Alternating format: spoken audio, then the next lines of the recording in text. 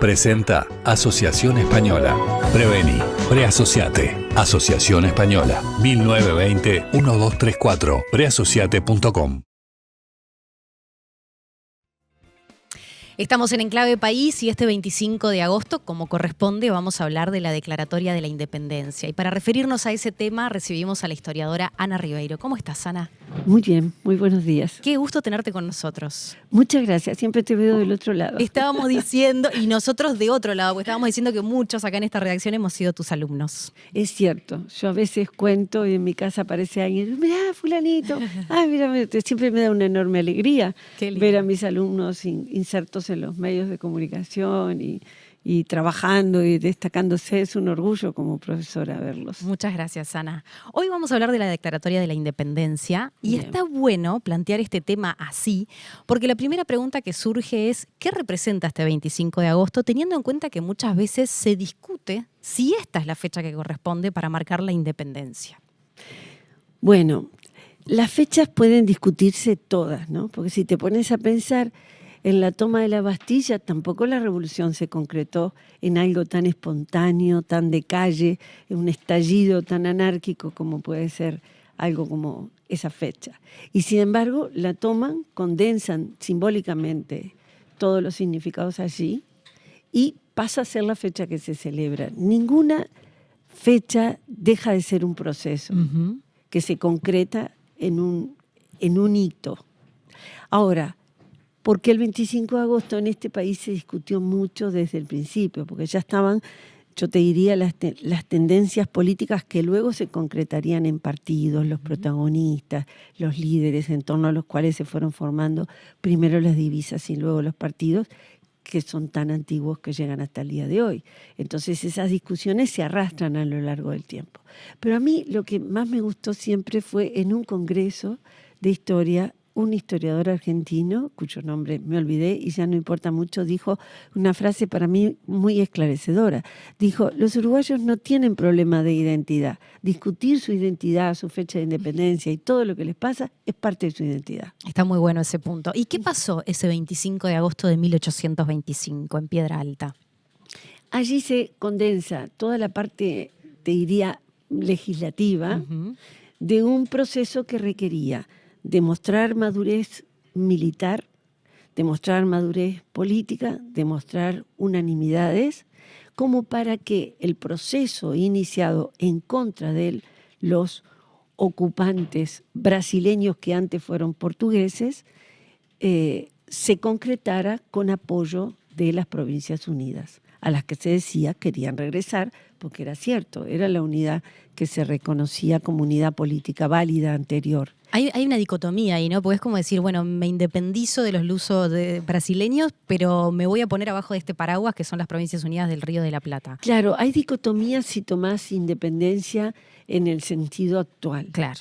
Pero si entendés el contexto histórico, no. ¿Por qué? Porque no se pensaba en independencia como país, todavía estaba muy arraigado el concepto de una provincia integrando un concierto de provincias. Estaba muy presente la unidad como la unidad del virreinato, aquellas provincias y aquellas naciones que muchas veces se manejaba la palabra nación, que tenían un sentido de unidad, que partió del sentido de unidad como pertenecientes a la corona española y se fue transformando. Hay que entender que primero es la autonomía y después es la independencia. La independencia no nace de un día para el otro, la independencia sin duda es un proceso que se va afianzando y hay que recordar esto. Yo a mis alumnos más chicos les decía siempre, Juan Carlos Gómez es la clave para entender esta complejidad. Un hombre al que no se le puede decir que no fuera patriota, y sin embargo discutía muchísimo si teníamos viabilidad. Y no es porque no quisiera el país y lo demostró una y mil veces. Es porque pensaba, no vamos a poder solos, no tenemos las condiciones, no tenemos la madurez suficiente. De ahí que la influencia de Lord Ponsonby haya sido tan importante. No es que los ingleses nos regalaron una independencia que no nos ganamos. Pero empujaron. Cuando dicen eso, yo por supuesto, como todos los historiadores, Sé que las unanimidades son solo construidas desde los relatos, porque son más patrióticas y porque son más fáciles de explicar a un alumno en una escuela, pero que no son reales las unanimidades. Siempre hay gente que duda, siempre hay gente que pone sus intereses económicos primero o no, pero tiene esa duda de Juan Carlos Gómez, ¿seremos viables o no seremos? Lo real es mucho más complejo que todo eso, pero tampoco creo que sea correcto decir algo así como que somos un invento de los ingleses. Porque si uno mira que se peleó durante tantos años, del 25 al 28, y que tanta gente murió en los campos de batalla con convencimiento de que ese era el camino, es una infamia decir que nos regalaron los que se debió a ingleses otros. sentados en un gabinete un proceso que costó tanta sangre a tanta gente, ¿no? Ana, hablabas ahí de lo patriótico. ¿Cuánto hay de mito patriótico y cuánto hay de realidad histórica cuando repasamos como todo el proceso ese del 25 al 28, pensando, por ejemplo, en la Cruzada Libertadora, en cómo nos lo contaron? Bueno, lo patriótico siempre es un timbre de gloria que todos quieren tener, ¿no? Que tiene mucho las figuras visuales del siglo XIX, los caballos, las banderas. Hoy en día el patriotismo tiene Otras formas. Pienso yo que sé, un ucraniano defendiendo su territorio y el paisaje estético es completamente distinto. Para nosotros está fuertemente anclado en nuestra memoria todo lo que significa las imágenes visuales del siglo XIX. Hace 2 días inauguramos el Cordobés y yo miraba bajo la lluvia aquella cantidad de jinetes de todas las edades con sus ponchos, soportando 2 horas de lluvia, más, casi 4, de lluvia pertinaz, y lo que todo el mundo sentía como emoción parecían que estaban reviviendo imágenes del siglo XIX. Esto significa que en tu psiquis vos tenés una representación muy clara de lo heroico, que es eso que tú decís. Necesitamos del heroico en los relatos, evidentemente sí, para afianzar el relato de la nación. Ninguna nación nace convencida de sí misma diciendo, ¡ay, qué debilidad! ¡Ay, qué miedo! ¡Ay, cuántos abogados nos faltan! ¡Ay, no conocemos suficiente de leyes! Y sin embargo, todo eso fue cierto.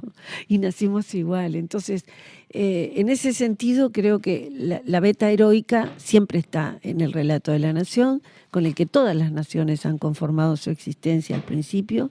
Una vez afianzada, podés comenzar a tener dudas sin apearte del sentido de pertenencia ni de la lealtad hacia tu país, pero cuestionás cosas. Hay gente que enarbola muchísimo el relato en sentido contrario, el de somos un pequeño país, nacimos por casualidad, vamos a extinguirnos pasado mañana, todos estos héroes tenían tal falencia, tal otra y no nos la cuentan. Ese contrarrelato ha existido siempre también y hay como una necesidad dialéctica de uno frente al otro, ¿no? Y no tiene más intención que la de la queja muchas veces. Ahora, la necesidad de lo heroico no significa que desde la historiografía no tengas que tener un abordaje en clave de complejidad. ¿Cómo fue esto? ¿Cómo no lo fue? Ahora, dejemos los señores a caballo bajo la lluvia y yo te cuento en donde yo vi mucho heroísmo que a veces no pasa al relato. Cuando se va a esta asamblea en la Piedra Alta, en el libro de historia te dicen se reúnen, salen de allí 3 leyes fundamentales. ¿Sabés que el que iba representando a localidades del interior tenía que ir sorteando las partidas brasileñas bajo todo tipo de adversidad en los caminos y bajo todo tipo de tiempo hasta llegar al lugar? Por eso también se hizo en Florida y no en Montevideo, ¿no? Porque Florida estaba ya conquistada y tenía garantías, mientras que el resto del territorio se estaba peleando todavía y Montevideo fue el último enclave en caer de los brasileños. Entonces, cuando tú pensás en el riesgo que uno de los diputados que luego sentado en una mesa vota, escribe esas tareas más, te diría, de tipo diplomático, administrativo, legislativo, que no están asociados al guerrero con un caballo, una bandera y un campo de batalla. Claro. Y sin embargo, hay un enorme heroísmo en ese gesto de 3, 4 días, 10 algunos para llegar. Entonces, ¿dónde está el heroísmo? y en todas partes. ¿Y cómo era ese territorio al que se afrontaba ese representante que venía, por ejemplo, del interior? Bueno, depende de dónde venía. Si venía de la zona sur, era bastante más fácil. El norte siempre fue, y lo sigue siendo hasta ahora. Hoy está negado en agua y es muy difícil transitarlo. El norte tiene una geografía y una geografía humana también distinta, un menor índice de poblaciones, es más austero, más salvaje, más despoblado, y entonces también lo era, por supuesto. Entonces, depende de qué lugar venga, ¿no? El litoral tiene siempre la cercana presencia del lado argentino y por lo tanto tiene el apoyo que se tuvo siempre. Todas las revoluciones desembarcan ahí, ¿no?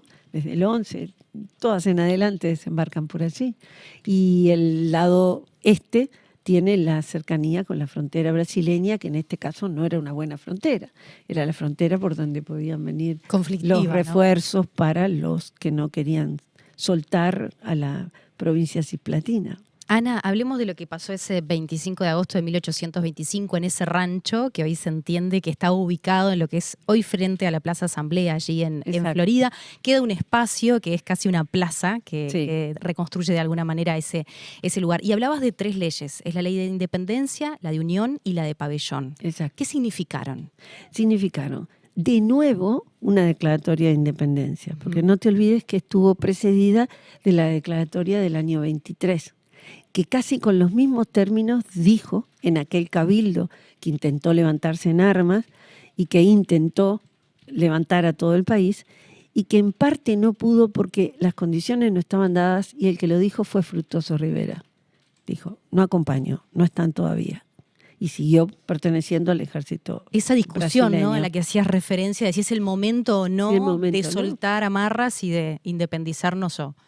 Porque no hay que olvidarse Proceso. que Brasil era un imperio, y no menor, y que había sido formado a imagen y semejanza del ejército portugués, que fue un ejército moldeado en Europa por el ejército británico. A la corona brasileña, luego brasileña, entonces portuguesa, la traslada desde Portugal para salvarla de Napoleón toda la flota inglesa. Claro. Que por supuesto delante iba el rey, toda la corte, todos los barcos, las damas de la corte con sus perritos, sus perfumes y demás, y detrás todos los barcos cargados de mercadería de los ingleses. Fue un cambio rotundo en la sociedad y en la mentalidad brasileña, pero los moldearon a imagen y semejanza de uno de los mejores ejércitos europeos. Uh-huh. Eran profesionales, con uniforme, con paga, con armas. Ya lo habían sido cuando invadieron durante el periodo artiguista y lo seguían siendo ahora. Entonces, y aquí teníamos un pueblo en armas al mejor estilo del artiguista, Claro. alzado en base a armas básicamente blancas, con lo que se pudiera tener, una irrupción popular. Entonces, las diferencias técnicas eran grandes. Entonces, se remiten a ese año 23 en el que casi con las mismas palabras se dijo, declaramos nulos y sin ningún valor.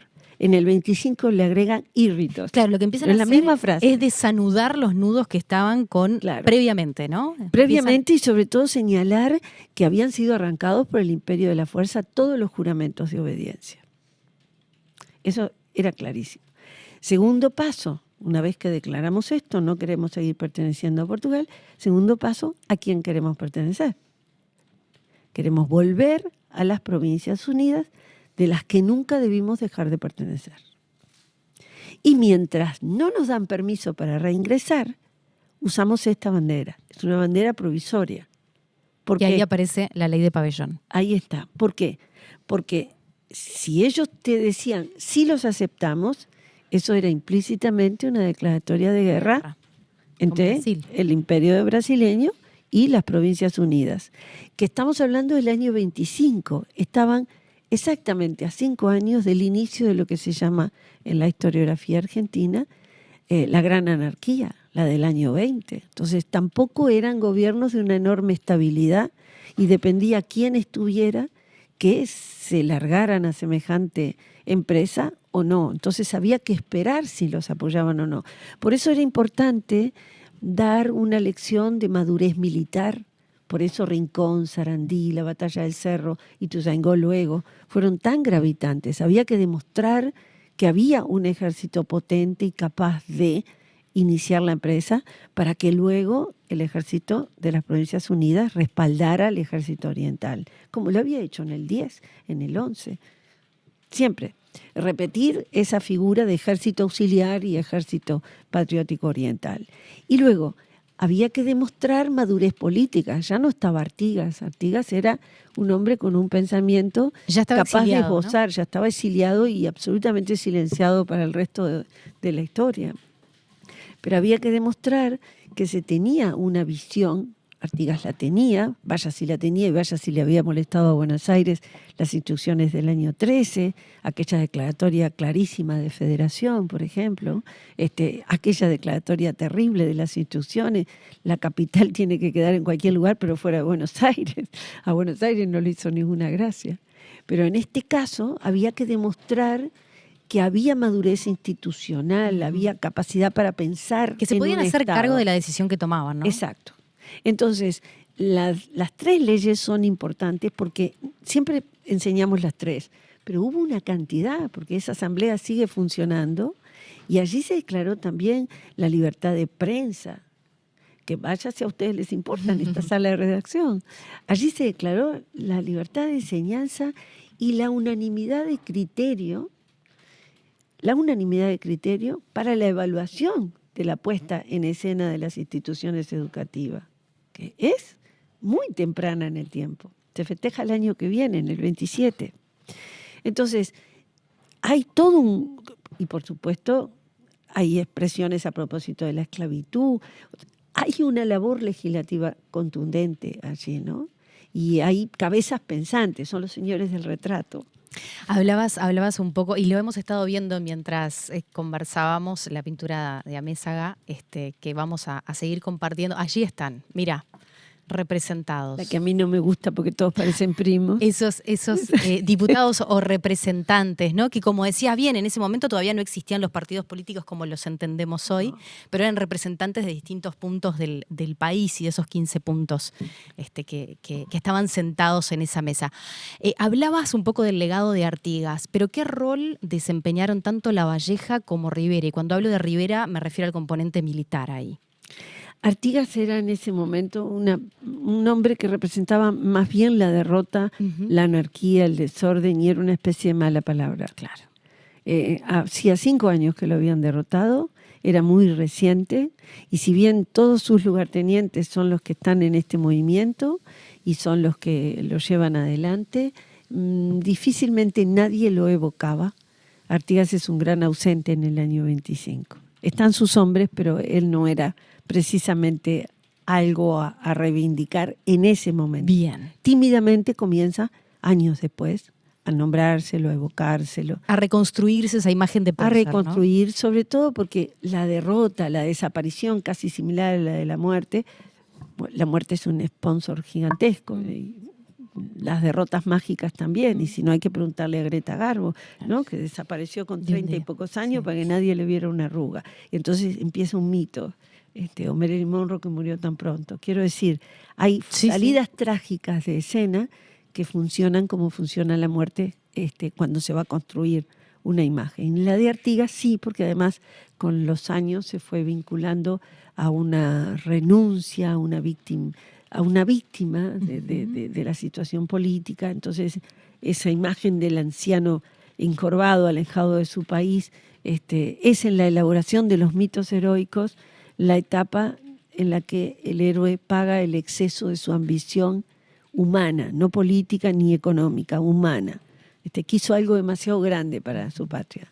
Entonces, ese es el castigo que se supone que el héroe merece por desafiar a los dioses. Entonces, ahí hay una cuestión sacrificial que va a ir redimiendo su figura y juntándose con una reconstrucción de lo que había sido su periodo, proviene luego esa condición de héroe nacional absoluto, ¿no? Entonces, en el 25 Artigas, una mala palabra. Sí. Lavalleja y Rivera.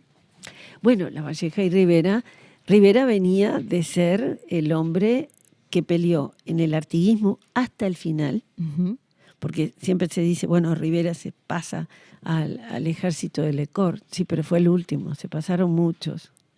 Y fue el que dio la resistencia más bravía, era el lugarteniente más cercano y más importante de Artigas en el año 20, y bueno, fue el último que se rindió. Seguía siendo fiel al ejército portugués y a la figura, ahora brasileño, y la figura de Lecor, pero siempre se olvidan que Lavalleja también fue parte de ese ejército. Y precisamente el que le consiguió el empleo fue Rivera, su compadre. Claro. Porque eran compadres, padrinos de sus hijos. Y claro, en el año 23 Lavalleja jugó sus cartas y tuvo que retirarse cuando fue derrotado el movimiento del 23. Por eso es que va a territorio hoy argentino. Y por eso es que desde allí viene y desembarca. Los dos eran figuras ya llamadas a ser líderes, y los dos eran figuras conocidas, entrañables y rivales. Entre ellos una relación de compadrazgo, pero también de amor-odio por momentos, ¿no? Y sí, es muy famosa aquella carta en la que Lavalleja le dice: yo no quiero más que encerrarnos los dos solos en una habitación y yo le voy a dar a usted tantas trompadas como mentiras tiró en la vida. Pero arreglémoslo entre nosotros, ¿no? Y cuando quieren arreglar entre ellos el conflicto posterior a esto que estamos hablando, que desencadenó nada menos que la Guerra Grande, todos los intereses creados alrededor de ambos condenaron el intento de arreglo, ¿no? Que es el exilio de Rivera. Pero Rivera quiere hacer un acercamiento, vamos a hablar, nosotros nos entendemos. Ya era demasiado tarde, habían generado a su alrededor dos colectividades políticas llamadas a perdurar, y ya había allí otra gente, otros intereses. La conformación del poder es siempre una cosa tan compleja. Ana, estabas hablando un poco de los documentos, lo que dejaban, la construcción de los relatos, de la historia. Si hoy tuvieses la posibilidad de volver, y de hecho está la Declaratoria de la Independencia, pero a otros materiales, a otros insumos, si pudieras trasladarte en el tiempo de ese 25 de agosto, ¿qué más preguntarías? ¿Qué más sacarías de esos documentos para entender ese proceso de independencia y dónde estamos hoy, ¿no? Lo que a todos nos cuesta más, y nos gusta más, creo, por lo menos a los historiadores actuales, es tratar de descubrir los protagonistas más anónimos, que son los que te dan esa temperatura de lo popular, y es siempre la más ilustrativa y la más emotiva, ¿no? La cantidad de gente sin nombres importantes que no terminaron siendo calles, que hicieron lo suyo y escribieron páginas fantásticas, ¿no? Se van rescatando de a poco. Por ejemplo, hoy todos sabemos quién era Josefa Uribe. Entonces sabemos que hay una mujer que se pinta la cara de negro, y entra con dos grandes bultos arriba de un caballo haciéndose pasar por la bandera. Esas cosas que tienen como ribetes heroicos, como hablabas hoy, ¿no? Sí. Todos sabemos que hubo un intento por parte de ella de levantar al regimiento de los pernambucanos, que era precisamente los soldados negros del ejército brasileño, que estaban muy desconformes, y que ella intenta levantarlos y fracasa. Esos episodios se van rescatando a poco. A esa mujer se la rescató con nombre y apellido, pero hay tantas otras y tantos otros que quedan... Es como ir descubriendo piezas del puzzle, ¿no? Claro, porque cuando ves esos pequeños documentos, siempre fragmentarios y siempre inconclusos, porque al no ser personajes públicos, después los perdés de vista. Exacto. No encontrás más documentos sobre ellos, pero de pronto hay una página que la escriben y ves los sacrificios, ves las pérdidas, ves los rasgos de heroísmo, de arrojo, son muy impresionantes, sobre todo porque te permite reconstruir vida cotidiana, que es lo más difícil para los historiadores, saber cómo pensaban, saber qué lugar tenía. Yo qué sé, me ofreciste un vaso de agua y lo pusiste aquí. ¿Qué simbología tenía? Exactamente qué significaba, cómo se respondía. ¿Era un agravio o era una entender gauchada? el contexto. ¿Cómo lo leo? Claro. Y eso es lo más difícil, porque eso cambia mucho, de pueblo a pueblo, de momento histórico a momento histórico. Entonces tenés que hacerlo todo como una filigrana, y eso es realmente muy lindo. Muy desesperante cuando caes en un vacío. Tratar de perseguir a esos personajes es siempre muy trabajoso en los archivos. Y que también me imagino que está atado a un escritor, ¿no? O sea, si encontrás una página escrita por una persona, capaz que después encontrás otra que dice otra cosa distinta, ¿o no? Sí, claro. Siempre encontrás distintas voces sobre. y amalgamar las dos cosas es muy impresionante.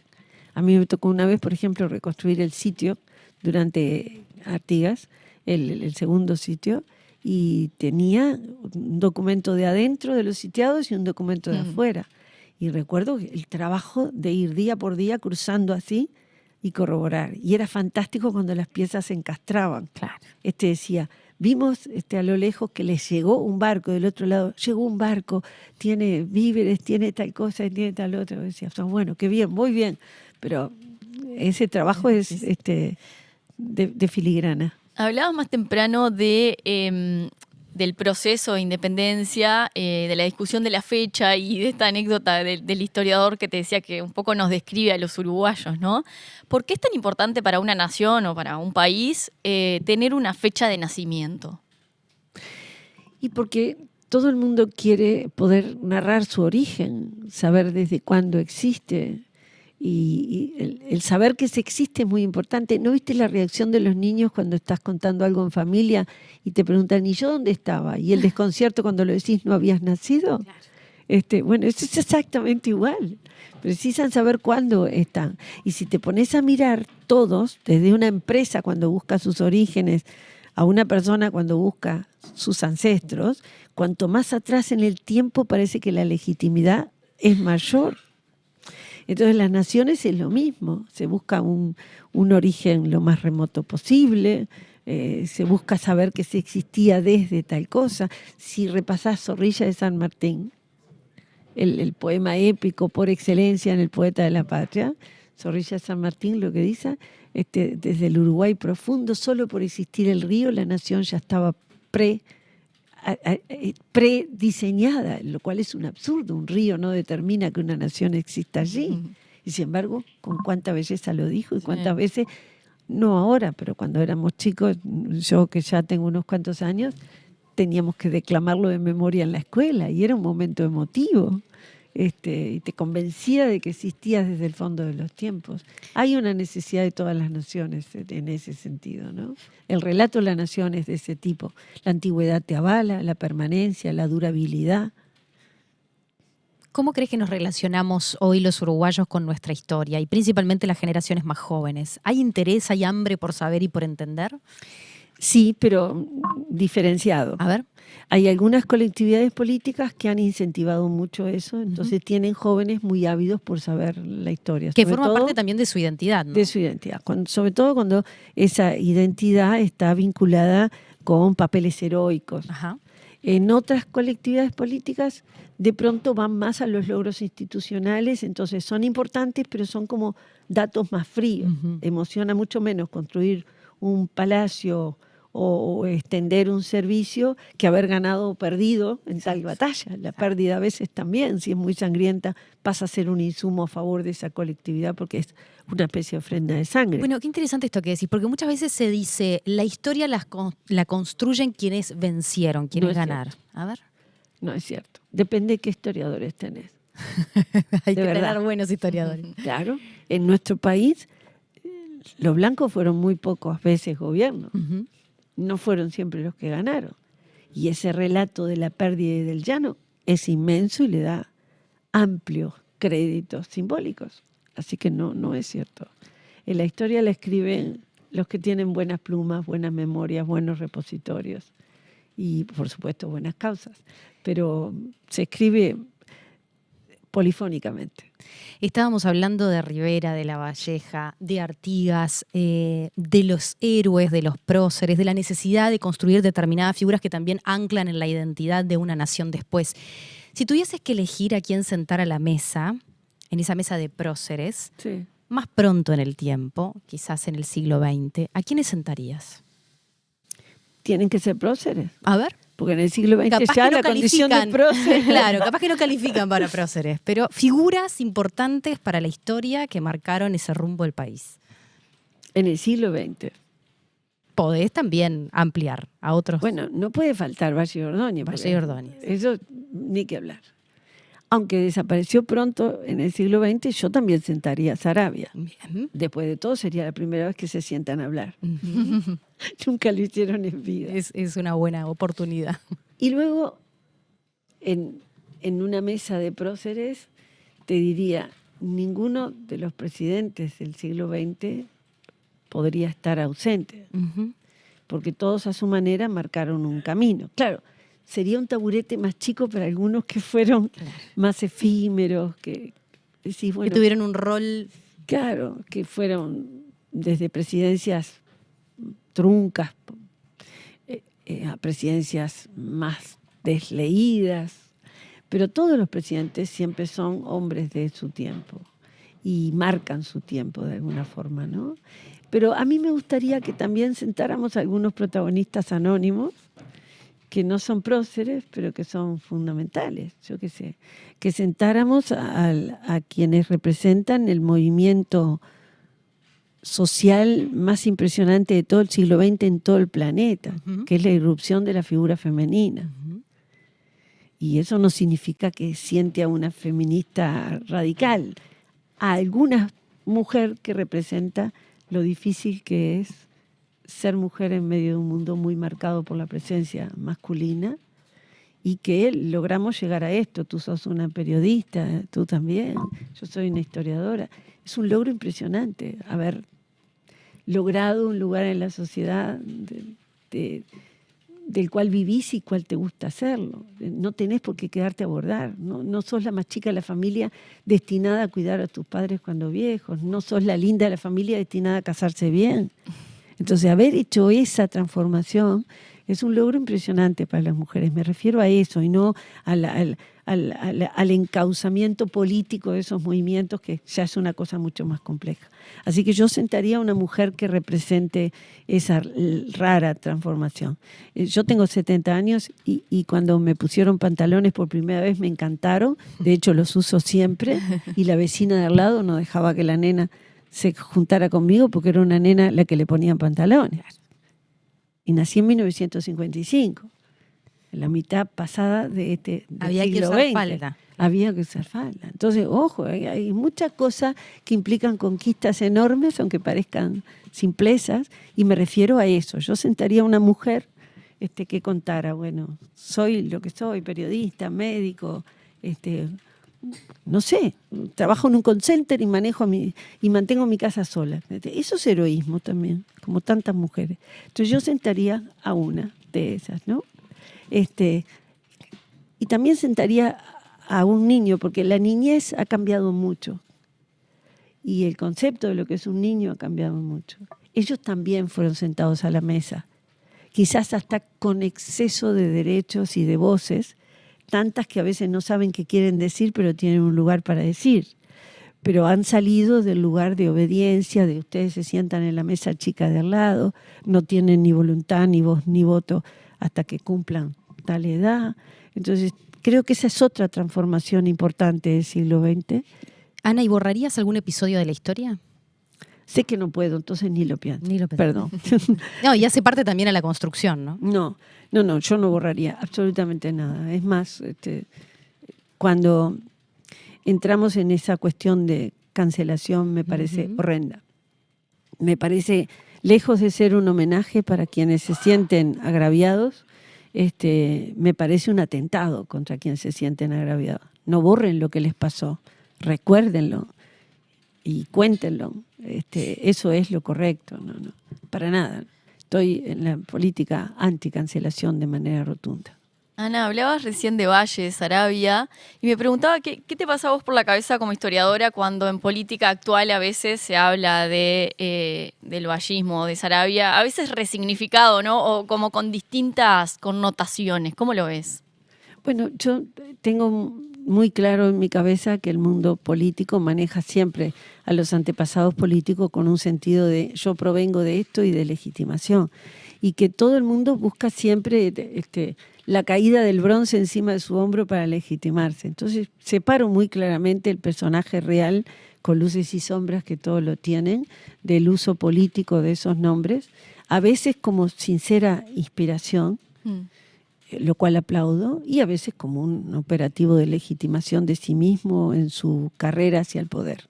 Ese cangrejo oscuro y espantoso que es el poder, que le hace mucho mal a mucha gente, aunque es imprescindible para hacer transformaciones profundas. Tiene un lado oscuro y un lado claro. Ana Ribeiro, historiadora, fue un placer tenerte con nosotros en Enclave País. Muchas gracias. El orgullo de profe de verte tan divina sentada así. Muchas gracias. A ustedes. Presentó Asociación Española. Prevení, preasociate. Asociación Española. 1920-1234. Preasociate.com.